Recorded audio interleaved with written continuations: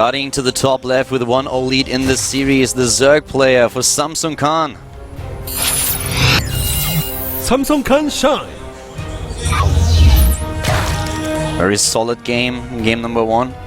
Started with an early pool. Let's see what he is going to do on a kill on. A map that is kind of infamous for timings. And he's going for the 10 pool again. To the bottom right we have his opponent. Starting in blue for the Prime team. MarineKing Prime. The funny thing is about this, if you're up a game in the series and it worked once, you know, kind of could work a second time, but what I really like about this is a tempo is also extremely safe against, you know, some sort of aggressive barracks play that we might see from MarineKing, so he kind of covers his bases here in a sense. I like this a lot. Yeah, he goes for the double gas again. It's going to cancel in a second, going into the oversupply. Yeah. And let's talk a little bit about the statistics that both of them have in this matchup before we are heading into this aggression that comes out of Shine.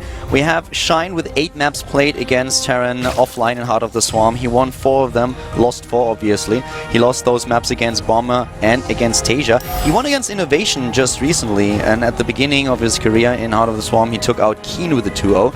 So he's at 50% these days, but playing matches against very strong opponents. MarineKing, on the other hand, he has 9 maps played and won 56% of them. Won against Marmory, of course, with the 2-0, and before that against True, but lost to Life. That was in the 3rd round of the last Challenger League. And let's find out what MarineKing now can do in game number 2 here. We once again have that aggressive style. And how many Zerglings will Shine commit to this? The last time he used 8, and it looks like we're gonna see exactly the same number of Zerglings. The Overlord a little bit late here, so probably gonna see drones after the last Zergling. And MarineKing not going for the CC first, goes for a Reaper opening instead. Should be able to defend this with no problem. He's gonna have to pull SCVs to repair his wall, and that's always annoying. It costs you a little bit of minerals, but Shine is not going to be happy with what he sees here when those Lings arrive, and even the SCV a little bit hesitant here. If the depot were down when they came up, that could have been a different story. I actually looked at the depot and I was like, oh god, no. Okay, here we go. He sees the Zerglings at the front, and now the Reaper is there. Can, of course, just force them back.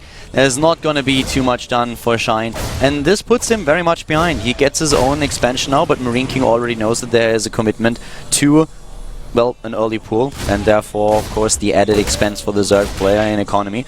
So he goes straight into his own command center. Yeah, goes straight into his own CC. MarineKing able to kill all these lanes, no problem with the Reaper. Doesn't even have to micro it because he knows the health is going to come back. The second Reaper is about to come out here as well. He's going to start the reactor as soon as that happens. And you know, this game is definitely, MarineKing's very happy with how things started. He's also going to come in here and see if there's any sort of gas follow-up. Really good opening for him as far as when the 2 builds clash goes. For MarineKing, this is awesome. I mean, this could not be better. He's up against an early pool. The Zerg sacrificed economy to make this happen. MarineKing can go into a much faster attack than his opponent. He has a double Reaper on the map that can scout everything. For him, it's really important to just make sure what Shine's follow-up is going to be. Will Shine go just for a second step all in, or will he try to transition into a macro game? If MarineKing can identify this, he can adjust his build accordingly and will be miles ahead of the Zerg player. Yeah, absolutely. And so far he sees no gas. And as a reaction to this, he starts a 3rd command center because he knows there's no really fast timing he's going to have to deal with. He still has the Reapers to poke in later. So for him, the opening is very good because this is also a map where as a Terran player you can take that 3rd base so easily. What we saw in Heart of the Swarm for a long time was Terrans getting a 3rd base so fast and Zergs were just trying to punish them. This is where all these timings came from, where we had Roach attacks, where we had Baneling all-ins, and also of course Roach Baneling. So MarineKing in this scenario knows exactly that he is super safe against his opponent's play, because right now we don't even have gas. He has to double check later on again and just make sure that this stays this way. But for now, he's completely fine going into his tech, going into his command center, and he also knows that even if there's a timing, it's going to be delayed because of the opening that Shine chose. Yeah. Now, 2 Reapers joined by 2 Hellions can actually force the way into getting a scout.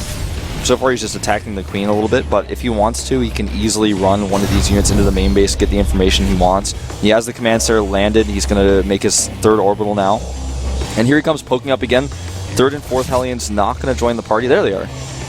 And, you know, this is just nice aggression here to delay the creep spread. And he may even get a Queen here. Yeah, he might be able to take one of those out. The energy is already very low. And we have actually potentially a Roach Baneling all in here. Yeah, the Baneling, or rather the Roach Warren going down right now at the time you'd expect. Starts droning up now on the other hand, and that will put him up on a nearly 40 Harvester, so I would be a little bit surprised if he goes for the timing. But let's see what exactly his plan is. Usually you do this with roughly 36 harvesters. He's already at 39. Can still go for it, but let's see if he really wants to commit here. No, Baneling Nest now started. And, you know, MarineKing actually doesn't have a lot of defense, and there's the Baneling Nest. He's going for it. Yeah, and the defense, like you said, very no late. bunker. No bunker. He doesn't have a wall. It is natural, of course. It's way too early for that. He spent all of his resources into that command center, which, you know, means if he does hold, he's in a great position. He will see this very early on because of his Hellion pressure here, but it may be too late. 10 roaches on the way. Well, the one thing that he has is Stim. And usually, or he will have Stim, and usually you don't really have that with this push, but he doesn't have a whole lot else. So he should be aware that this push is one of the possibilities that Shine has. We talked about this immediately after the opening for Shine kind of failed. So now MarineKing doesn't even know what's happening. He's retreating with his own forces. He will see those roaches mid when they are crossing the middle of the map. But he needs to get something out there. He needs more units. And now he still retreats. Now he knows what's going on. And where are those bunkers? He skipped them. He tried to play a little bit greedy here. He might actually fall wolf. Yeah, he's trying to break his wall with his command center a little bit here, try to make it so it's harder for the roaches to get up the ramp. Desperately making marauders right now. Starts concussive shell. He's making now 2 bunkers at the top of his ramp. He's got 2 barracks on the way. They're not going to be ready in time. It's a smart move, though, to abandon the low ground for now, because he knows that he cannot potentially hold here.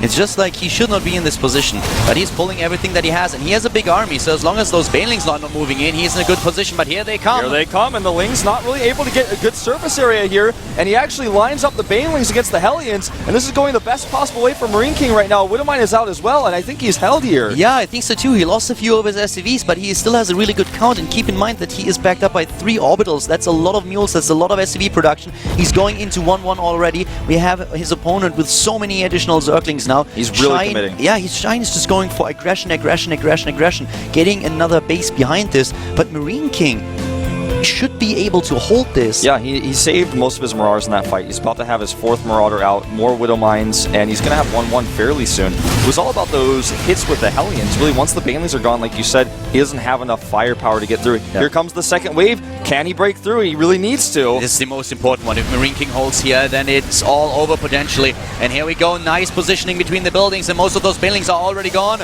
They don't do enough damage, and MarineKing, he holds. MarineKing is miles ahead at this point. He's actually going to take a supply lead fairly soon. The lair at the 11-minute mark coming out here, but you know, he doesn't have a lot of drones to back it up. He has to start those, and MarineKing takes the supply lead. He's had 3 orbitals for so long, and after pushing this back, he sees with his units, hey, you're not having follow-up here. I'm actually just going to move my command center down to the 3rd, as you can see here. The timing for his armory is just beautiful. He's going into +2/+2 right away. He could start them just now, and that would give him such a lead. We don't even have those evolution chambers completed for Shine.